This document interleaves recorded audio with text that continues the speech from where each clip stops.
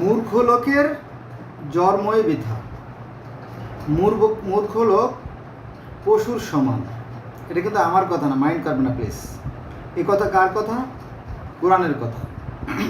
কারণ কোরআন বলছে যে কিছু মানুষ আছে যারা দেখেও দেখে না, আর শুনেও শোনে না, আর বুঝেও বোঝে না, তারা চতুষ্পদ জন্তু নেয়। এ কথা বলছে না, বলছে যে তারা চতুষ্পদ জন্তুর চাইতে নিকৃষ্ট। কার কথা? কোরআনের কথা।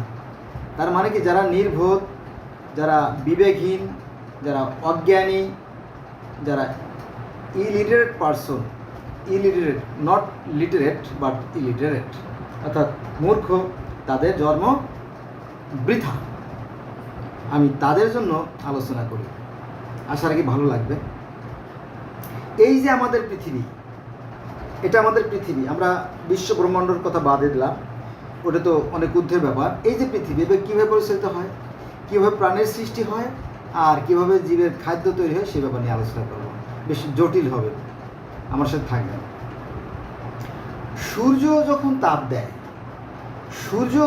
তাপ দেয়, তখন এই যে পৃথিবী,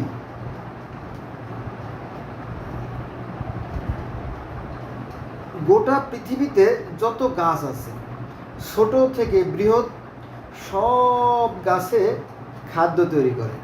এটা আবার কীভাবে খাদ্য তৈরি করে? এটা খাদ্য তৈরি করে আপনার সালোক সংশ্লেষণ প্রক্রিয়ায়, অর্থাৎ এটাকে বলে খাদ্য উৎপাদন প্রক্রিয়া। এটা কীভাবে সংগঠিত হয়? গাছ সূর্যের যে তাপটা পায়, সূর্যের তাপ আর বাতাস থেকে কার্বন ডাইঅক্সাইড, আর গাছের তো শিকড় আছে, পানি তো আছে, তাই না? এই যে পানি তো আল্লাহ পাক আগে থেকে করে রাখছে, এই পানি। তো এই তিনটের সমন্বয়ে গাছ কী করে? খাদ্য তৈরি করে। শুধু গাছেই খাদ্য তৈরি হয় না, এই যে পানি, এই যে পানির যে বৃহৎ অংশ, সাগর, মহাসাগর, সেখানে যে সমস্ত জীব আছে, তারাও আপনার অ্যামিবা, প্লাসকটন, শ্যাওলা, গুল্ম, এগুলো কিন্তু এই পানিতে আসে, সাগরে আসে, আর এগুলো কিন্তু মাছে খায়। আবার নদী, নালা, খাল, বিল, হাওর বাওর, জলাশয় যে সমস্ত মাছ আছে, তারাও শ্যাওলা খায়। দেখবেন যে ক্ষেতের যে শ্যাওলা, ধান বা অন্যান্য পাটের শ্যাওলা জমে, এই শ্যাওলাগুলো মাছে খায়। ছোটো ছোটো মাছ তো খায়, বড় মাছেরাও খায়। তার মানে কি, এই সূর্যের তাপের কারণে যে শ্যাওলা, গুল্ম, লতা, গাছ জন্মে, সেগুলো খাইয়ে পৃথিবীতে যত প্রাণীকুল আছে, অল কাইন্ডস অফ অ্যানিম্যাল, হ্যাঁ, are grow from many tree, little or big. তাহলে এই যে সূর্যের তাপের কারণে যে শ্যাওলাগুলো তৈরি হয়, সেগুলো মাছেও খায়। আবার পৃথিবীতে ক্ষুদ্র থেকে বৃহৎ যে সমস্ত প্রাণী আছে, সেটা হতে পারে আপনার ছোটো ছোটো পিঁপড়া, হতে পারে সেটা মৌমাছি, অথবা ফড়িং, অথবা আপনার প্রজাপতি, অথবা টুনটুনি পাখি, অথবা অন্য কোনো পাখি, অথবা বৃহৎ কোনো কিছু।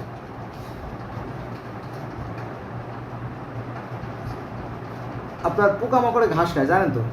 পোকায় কিন্তু ঘাস খায়, গাছের পাতা খায়, দেখছেন না? ওই যে আপনার বিচ্ছু আছে, অনেক রকম বিচ্ছু আছে, বিছা, তারা, মশাও গাছের পাতার রস খায়। তো এরা এভাবে বেঁচে থাকে। আর অতিকায় যে হাতি আছে, অতিকায় হাতিও গাছের পাতা খায়, জানেন তো? বিভিন্ন ধরনের ঘাস খায়। তারপরে গন্ডারে ঘাস খায়, ঘোড়ায় ঘাস খায়, গরুতে ঘাস খায়, তাই না?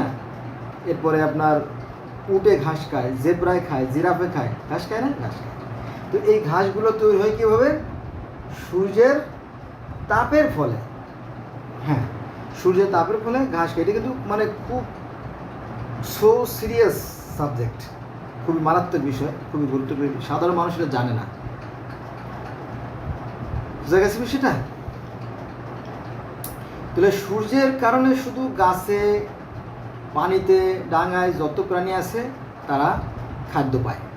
এমনকি আমরা মানুষেরাও আপনার যেমন ডাঁটা, পুঁই শাক, তারপরে আপনার সেচি শাক, পালং শাক, সিম, বটবটি, লাউ, কুমড়ো, বেগুন, মূলা, চাল, ডাল, আটা, সুজি যাই পাই এগুলো এই প্রকৃতি থেকেই পাই। এটা 100% বা শতভাগ সঠিক।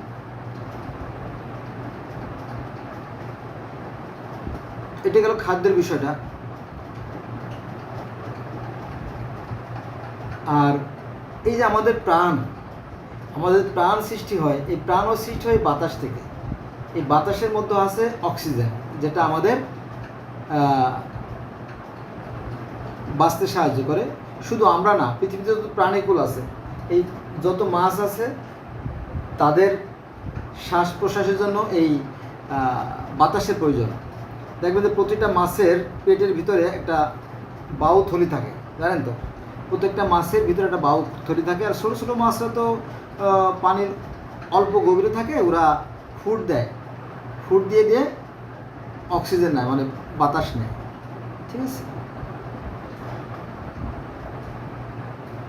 তাহলে আমরা প্রত্যক্ষভাবে এবং পরোক্ষভাবে সূর্যের উপর নির্ভরশীল। খাদ্য আসে সূর্য থেকে। আমাদের যে প্রাণ বাহুরূপ আত্মা, যেটা আত্মা তো দুটো, একটা আছে জীবাত্মা, একটা পরমাত্মা। তো এই আত্মাও সেই বাতাস থেকেই আসে। আবার যখন আপনার কোনো একটা বীজ যখন অঙ্কুরোদ্গম ঘটে, অর্থাৎ যখন চারা গজায়, সেটাও এই সূর্যের তাপের কারণে হয়। কারণ সূর্যের তাপ না পেলে কোনো গাছই অঙ্কুরোদ্গম ঘটবে না, গাছ তৈরি হবে না, বেঁচে থাকবে না। আপনারা জানেন যে আর্দ্রতার প্রয়োজন হয়। আমাদের বাংলাদেশে চৈত্র মাসে তো পুরো মাঠ আর মাঠ, শুধু খাখা ধুধু প্রান্তর থাকে, কোনো ফসল নাই, কোনো বৃষ্টি নাই, তাই না? ওই যে বৃষ্টি না হলে নামাজও পড়ে, তাই না? নামাজ পড়ার পরে বৃষ্টি নামলো, তাই না? বৃষ্টি নামার পরে তারপরে জমি চাষাবাদ করে, ফসল বুনে। আবার অনেক সময় আছে যে বোনানো ফসল মানে শুকায় মারা যায়, এমনও ঘটে। সেক্ষেত্রে নামাজ পড়ে মাঠে মানুষ, আর কোনো বিকল্প নাই। যাই হোক, এটা হলো বিশ্বাস থেকে যে একজন সৃষ্টিকর্তা আছে। তবে আমাদের যে সৃষ্টিকর্তা বেশি ব্যস্ত, কখন বৃষ্টি লাগবে না লাগবে না তিনি আরও ভালো বেশি বোঝেন।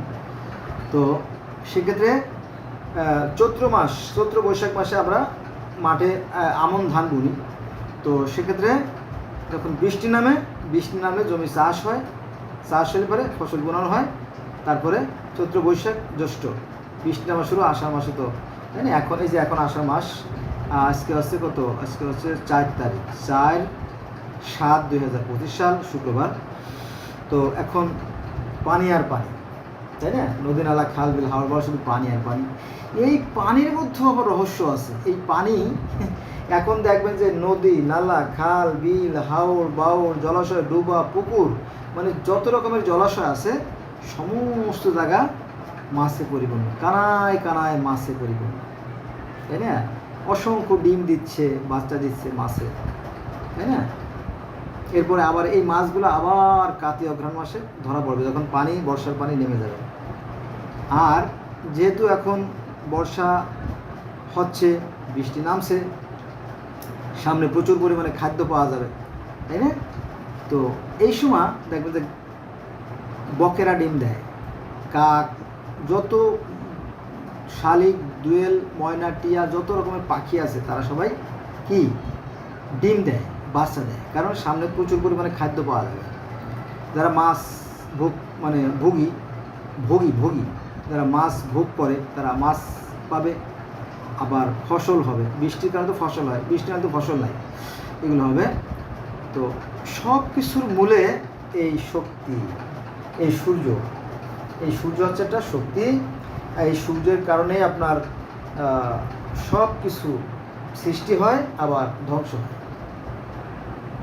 দেখেন যে সৃষ্টিকর্তা কিন্তু এই যে পৃথিবীতে যে আমরা 900 কোটি মানুষ আছি, সবার সাথে কিন্তু সমান ভাবাপন্ন, সমানভাবে তিনি কি দিচ্ছেন? আলো, বাতাস, খাদ্য সব সমানভাবে দিচ্ছেন, তাই না? আবার এই প্রকৃতি অর্থাৎ এই পৃথিবীকে যিনি পরিচালনা করতেছেন তিনি কিন্তু সমানভাবে করতেছেন। যে হিন্দুর বাড়িতে বৃষ্টি নামলো, মুসলমানের বাড়িতে বৃষ্টি নামলো না, বা মুসলমানের বাড়িতে বৃষ্টি নামলো, হিন্দুর বাড়িতে নামলো, তেমন না কিন্তু। একটু ছোটো করে বলি, যাতে বোঝাই বলি, যে দেখবেন যে একজন পিতা যদি 10টা সন্তান থাকে, তাহলে সে কিন্তু সবাই সমানভাবে কিন্তু তাকে দেখে, তাই না, সমানভাবে ভালোবাসে। কিন্তু ছেলেরা মারামারি করে, ছেলেরা সম্পদ নিয়ে বাড়াবাড়ি করে। কেউ চায় একই জমি, অনেকে চায়, তাই না। রাস্তার সাইডে একটা জমি, তো রাস্তার সাইডে একটা জমি, তো এই জমিটা সবাই চায়। তো বাবা বলতেছে, বাবা রে, এই পাশের জমি তো সবাই তো দেওয়া যায় না, একটা জমি কি সবাই দেওয়া যায়? দেওয়া যায়। তো এখানে তোরা এই রাস্তার পাশে যে ভালো জমিটা তোরা 2 ভাই নে, আর অন্য ভাইরা অন্য খাইতে নেই, তবে একটু বেশি নেই, যেহেতু ওইগুলো দাম কম বা বাড়ি বানানোর অনুভূতি, এইভাবে মামা চায়। কিন্তু ছেলেরা কিন্তু সবাই ওই সুবিধা চায়, এক ভাইরা করে সুবিধা দিতে চায় না, তাই না। এইভাবে আমরা যারা হীনমন্য, যারা ভীরু, যারা কাপুরুষ, তারা মানুষের সাথে মানুষের বিভেদ সৃষ্টি করে এই ধর্মগুলো সৃষ্টি করে। কিন্তু সৃষ্টিকর্তার বিধানে কিন্তু পরিবর্তন নাই, ভালো করে খেয়াল রাখবেন। সৃষ্টিকর্তা কিন্তু সবার জন্য সমান ভাবনা, এই জিনিসটা খেয়াল রাখবেন, ঠিক আছে। তো ধর্ম যে নাই তা না, ধর্ম তো একটা আছেই, তাই না। সেটা হচ্ছে সত্য, সুন্দর, কল্যাণ, ন্যায়ের পথে আছে ধর্ম। তবে এই ধর্মিকগুলো খুব কম পাবেন, বেশিরভাগই ধোঁকাবাজ। এই যে ধর্মের পোশাক করে যারা চলে না, এরা বেশিরভাগই ধান্দাবাজ, ধোঁকাবাজ। তো আজকে এখন রইল, সব ভালো থাকবেন, আল্লাহ হাফেজ।